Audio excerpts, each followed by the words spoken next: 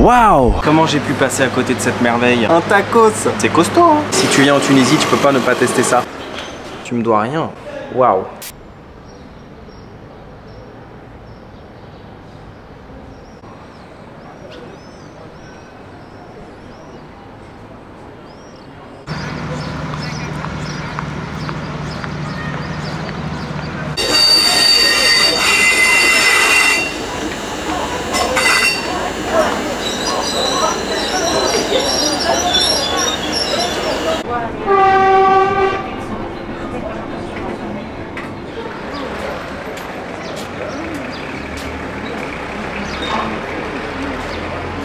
Salam alaikum, aslama les amis, j'espère que vous allez bien. Nouvelle journée, nouvelle aventure, nouveau vlog, toujours en direct de la Tunisie. Mais très rapidement, permettez-moi de me présenter pour celles et ceux qui ne me connaissent pas. Je m'appelle Ben et comme je viens de vous le dire, nous sommes en direct de la Tunisie, mais chaque jour sur ma chaîne YouTube, car oui, je poste une vidéo par jour en direct de la Tunisie.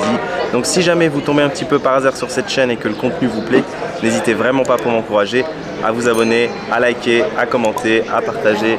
Merci beaucoup. Et comme en suivant en live mes aventures, comme si vous étiez toujours bien avant mes vidéos YouTube, ça se passe sur mon compte Instagram, Ben & Co. Je vous conseille vraiment de me rajouter parce que dessus je poste plein de contenu qui vient compléter et enrichir le contenu YouTube. Je vous fais le topo très rapide. Donc ce matin, deuxième réveil dans la belle ville de Sousse et j'ai décidé d'aller explorer la ville de Monastir. Donc je viens d'arriver à l'instant dans la ville de Monastir. C'est vraiment pas très loin de Sousse, hein. À peine 25 km, 30 minutes en train pour l'équivalent de 1 dinar, oui. Parce qu'il y a un train en fait qui fait Sousse-Monastir, Monastir-Sousse. On peut aussi prendre des taxis collectifs ou bien un bus. Mais c'est le gars de la réception de mon hôtel qui m'a dit franchement tu devrais prendre le train, c'est pas cher, c'est rapide, c'est climatisé. Bon. C'est ce que j'ai fait, c'est à 5 minutes à pied de mon hôtel. On est arrivé en mode tranquillos, donc voilà. La petit café de la gare. J'essaie de me réveiller un peu parce que je suis claqué. Et c'est ça, d'enchaîner les explorations et les montages au quotidien. Mais bon, c'est un pur kiff de pouvoir partager avec vous en live cette aventure. Et bah écoutez, ce que je vous propose, qu'on ne parte pas plus de temps comme d'habitude et qu'on parte explorer cette ville de Monastir, toujours en mode quand rien n'est prévu. Yallah. C'est d'ici que tout commence, les premières images officielles de la ville de Monastir. Et à quelques minutes à pied de la gare de train, nous trouvons l'une des entrées de la Médina de Monastir.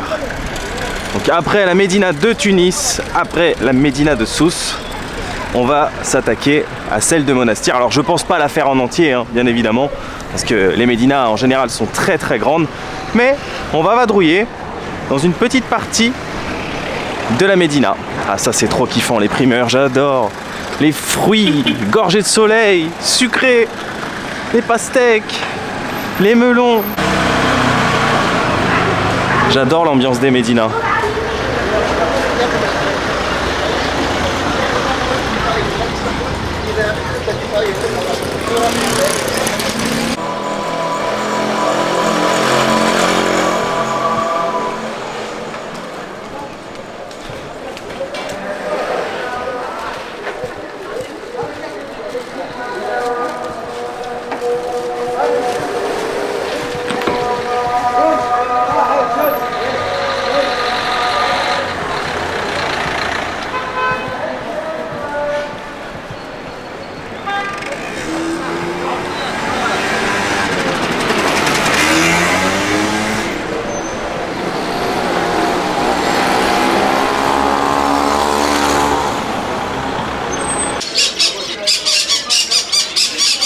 أشهد أن محمدًا رسول الله.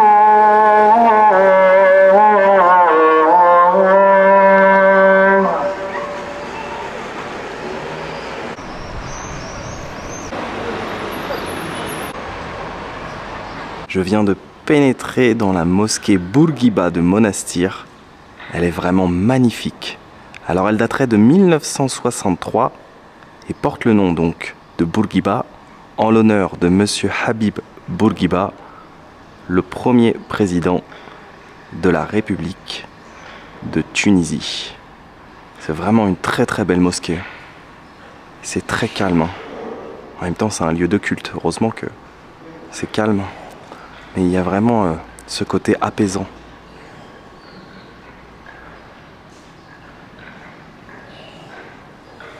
Magnifique mosquée.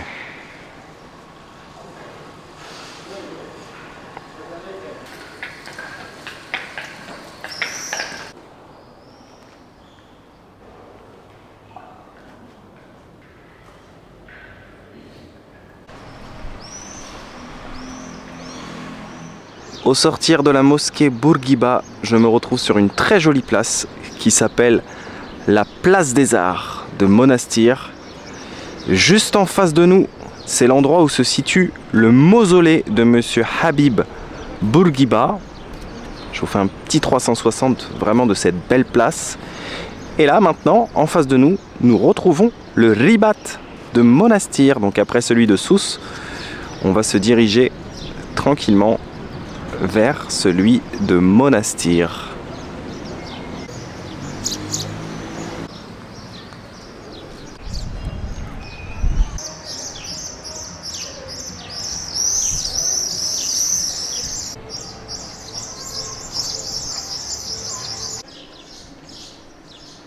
On se retrouve à l'intérieur du Ribat de Monastir, cette forteresse qui permettait de protéger des invasions et qui a une vue donc sur la mer, comme ça on pouvait voir justement qui arrivait, s'il y avait des ennemis en approche.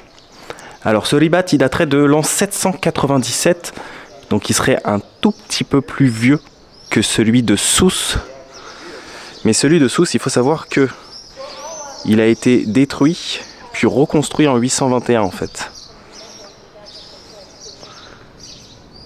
Il est très très beau hein.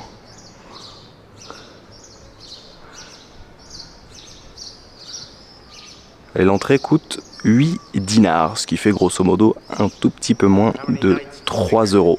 Et comme je vous le dis à chaque fois, je n'ai pas la prétention d'être historien, donc je vous conseille vivement, si ça vous intéresse, de compléter mes maigres informations par Google, par des livres ou par des gens qui seront bien plus instruits que moi sur le sujet de l'histoire de la Tunisie.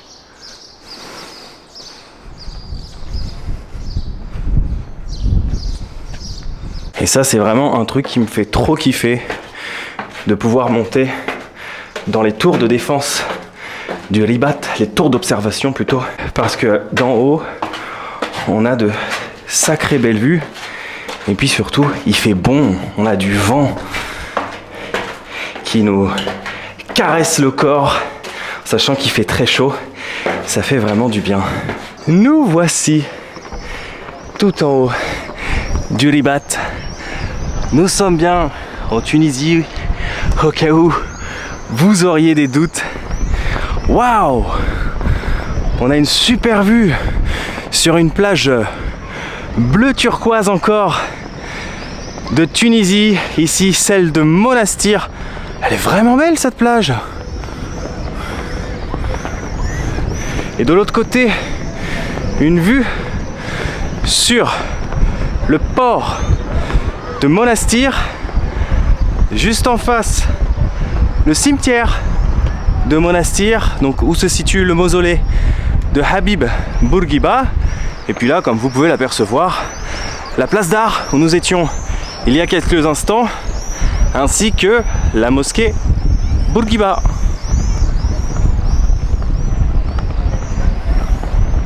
Et surtout d'ici, on a une vue sur tout le Ribat de Monastir. On aperçoit les murailles de cette forteresse.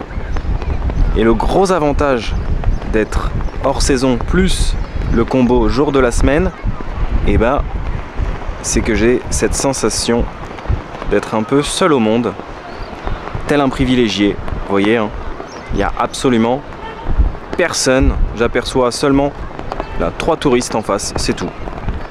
Donc il n'y a pas trop de touristes internationaux. Et comme on est jour de semaine aussi, ben, forcément les touristes locaux, les Tunisiens, travaillent.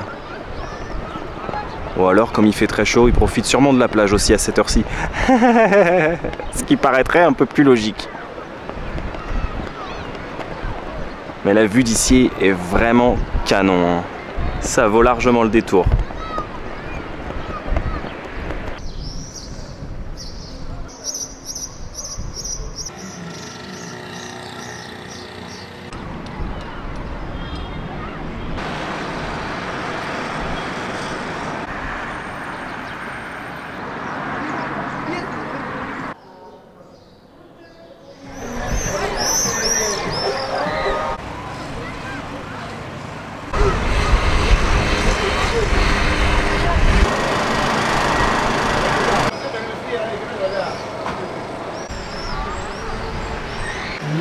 شركه منتج روتوسي يستوفي معايير منع العالم وتعتبر هذا التصنيف ايجاد اساس الوصول الى عالم حضرتكم طايحين خليهم. يجب ان يكون راس مال الشركه مملوكا لاكثر الطبيعيين او منظمات استثمار الخاضعه للرقابه طبعا روتوسي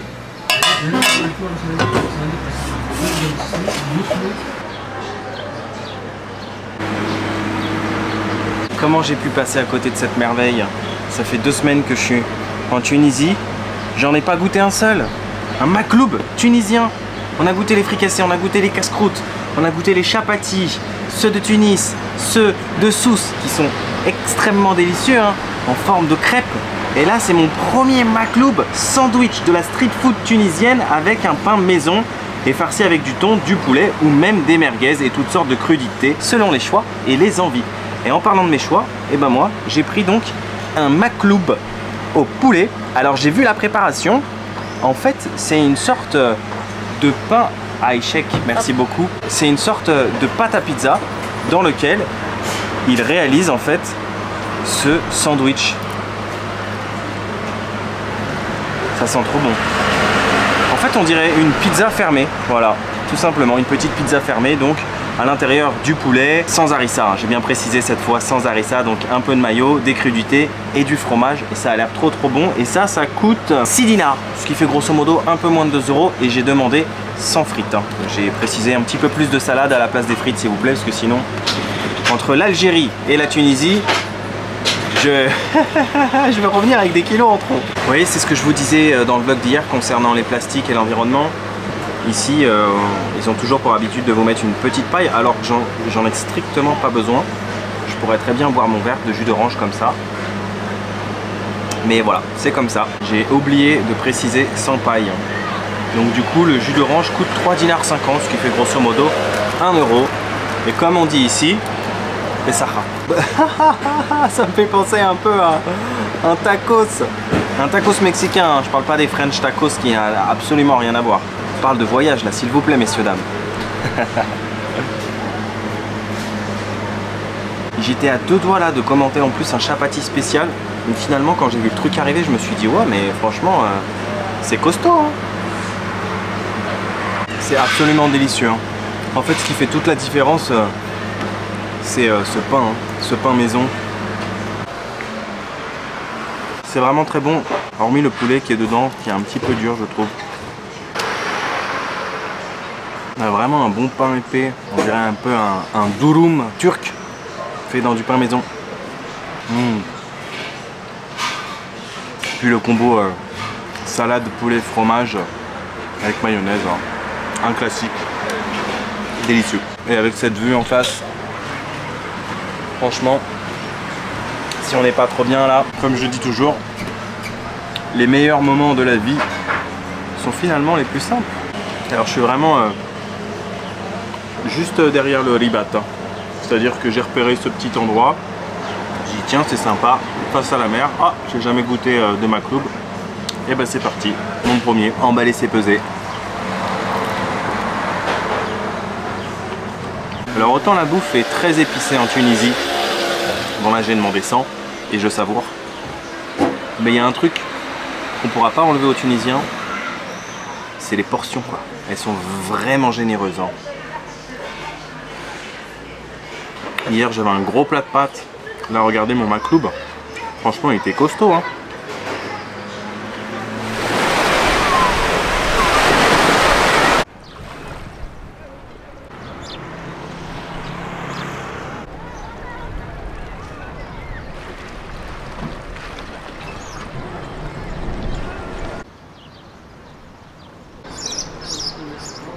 Après une agréable petite baignade à la plage de Monastir, l'eau était juste à la température parfaite. J'avais vu en face de moi sur le ribat de Monastir, c'était juste trop beau. J'ai donc par la suite longé le cimetière de Monastir pour accéder au mausolée de monsieur Habib Bourguiba. Donc, pour vous situer, on est en plein milieu du cimetière de Monastir. L'entrée du mausolée ne se fait pas par la porte principale, mais juste derrière moi en fait. On y accède par cette porte-là sur le côté. Et nous voici donc au mausolée Habib Bourguiba. Alors, Habib Bourguiba, il a été donc le premier président de la République de Tunisie en 57, donc suite à l'indépendance de la Tunisie en 56, il accède au pouvoir en 57 et il y restera jusqu'en 1987. Alors j'ai lu sur internet, pour être totalement franc, je ne connais pas l'histoire de Habib Bourguiba, mais je me suis renseigné un tout petit peu. J'ai lu qu'il était né et qu'il était décédé à Monastir, et donc je pense que c'est la raison pour laquelle son mausolée se trouve aujourd'hui à Monastir. En tout cas, c'est juste splendide, sacré mausolée. Juste à titre informatif, l'entrée est 100% gratuite. Et d'ailleurs, c'est drôle parce que si j'avais pas su que c'était le mausolée de Habib Bourguiba, j'aurais pu croire à une mosquée, tout simplement. Et j'ai de la chance parce que l'endroit ferme à 17h30 et il est 17h, donc comme quoi, c'est juste à temps.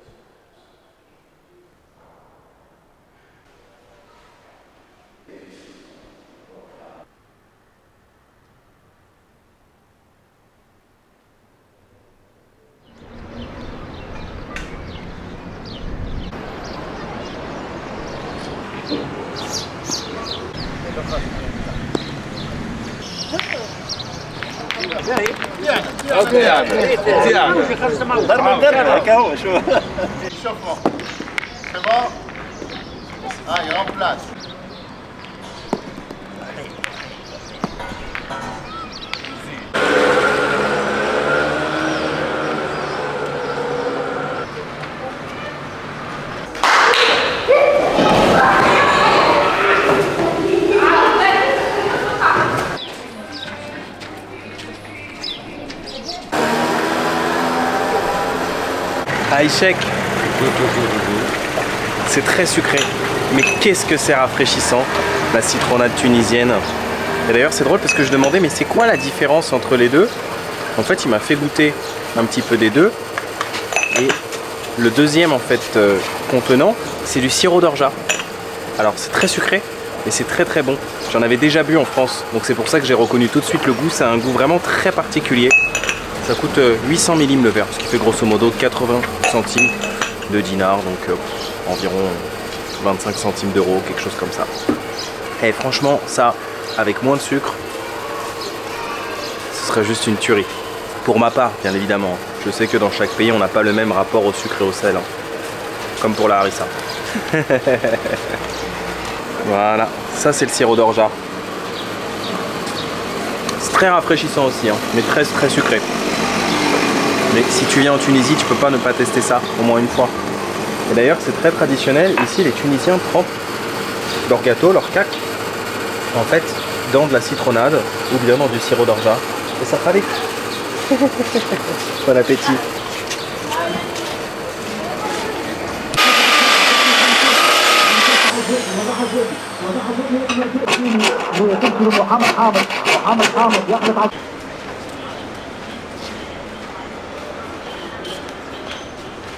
Aïchek. Bye.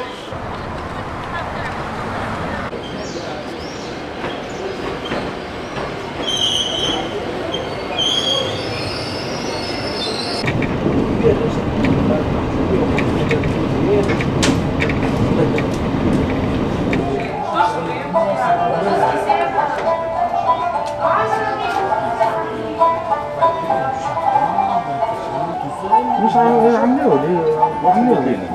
De retour, fin de journée, fin d'épisode. J'espère que vous avez passé un agréable moment en ma compagnie. Moi j'ai passé une excellente journée à Monastir.